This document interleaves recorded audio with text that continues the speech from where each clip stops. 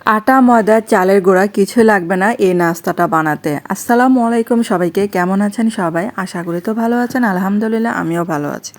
আর এই নাস্তাটা বানাতে প্রথমে এখানে আমি পুরটা রেডি করছি। তার জন্য এখানে একটু সাদা তেল দিলাম, তারপরে যে সামান্য পরিমাণে জিরা দিলাম, আর এটা একটু ভেজে তারপর এখানে দিয়ে দেব কিছুটা পেঁয়াজ কুচি। আর পেঁয়াজ কুচিটাকে হালকা একটু ভেজে নিলাম। আর এখন দিয়ে দিলাম হাফ সিদ্ধ করা মটরশুঁটি। আর এটা কিছুক্ষণ ভেজে নিচ্ছি। তারপর এখানে দিয়ে দিলাম কয়েকটা সিদ্ধ করা আলু। আর এখন দেব এই আলুর মধ্যে সামান্য পরিমাণে হলুদের গুঁড়া, আর দিলাম লাল মরিচের গুঁড়া। তারপর এখন এটা কিছুক্ষণ ভেজে নিচ্ছি। আর দিলাম স্বাদ মতো লবণ। আর এটার কিন্তু পুরটা খেতে অনেক অনেক মজার হয়। তারপর এই যে হালকা কিছুক্ষণ ভেজে নিচ্ছি আমি।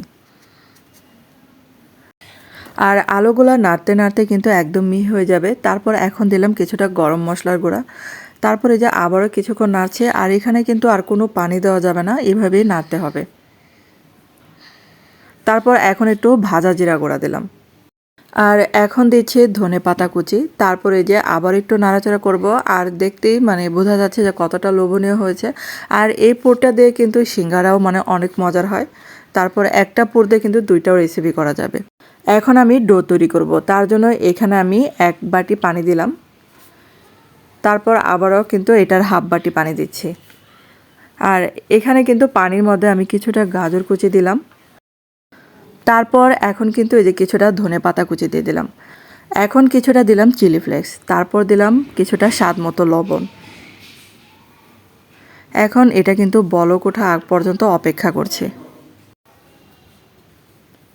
আর এখন কিন্তু পানিটা প্রায় বলক উঠে পড়েছে। আর এখন সুজি দিয়ে দিলাম।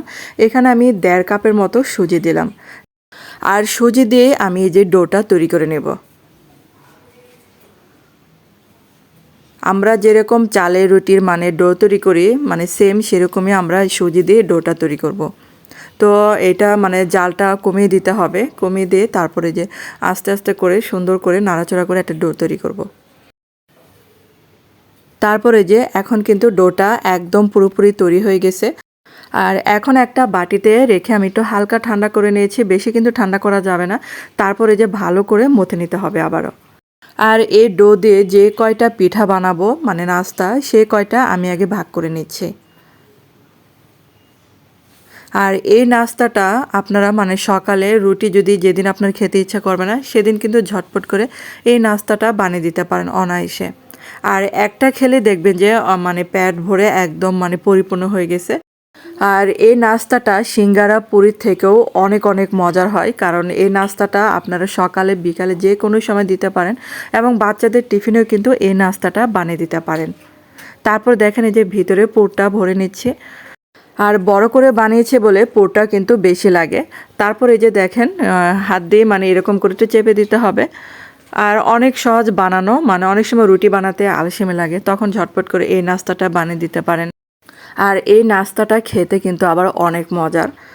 তারপর দেখেন এই যে হাত দিয়ে সুন্দর করে এরকম করে চেপে চেপে দিয়ে বানিয়ে নিতে পারেন। আর এখন এই যে আরেকটা আবার বানিয়ে দেখাচ্ছি আপনাদেরকে। আর আমার চ্যানেলে যারা নতুন আজকে দেখছেন তাদের কাছে অনুরোধ রইল, প্লিজ চ্যানেলটাকে সাবস্ক্রাইব করে আমার পাশে থাকতে পারেন। আর এই ভিডিও যদি আপনাদের একটু হলেও ভালো লেগে থাকে তাহলে কিন্তু একটা লাইক দিতে ভুলবেন না। আর এখন কিন্তু সবগুলো এরকম করে বানিয়ে ফেলেছি। তারপর এখন হচ্ছে তেলে ভাজার পালা। আর এখানে কিন্তু এত ডুবো তেলে আমি দেই নাই, অল্প তেলেই কিন্তু এগুলো ভেজে নেব। অল্প তেলে যত কম ভাজা যায় জিনিসটা যে কোনো খাবার খেতে ততটা হেলদি হয়। আর এই জন্য চেষ্টা করছি অল্প তেলে ভেজে দেখানোর জন্য। আর চুলার আঁচটা আমি কিন্তু মিডিয়াম আঁচে রেখে এগুলো একটু মচমচে করে ভেজে নিয়েছি। আর এগুলো এখন কিন্তু ভাজা হয়ে গেছে। তো একটা প্লেটে আপনাদেরকে নামিয়ে ভেঙে দেখাচ্ছি। উপরেটা কিন্তু অনেক ক্রিস্পি ছিল। তো অনেক মজার এই নাস্তাটা। ধন্যবাদ সবাইকে।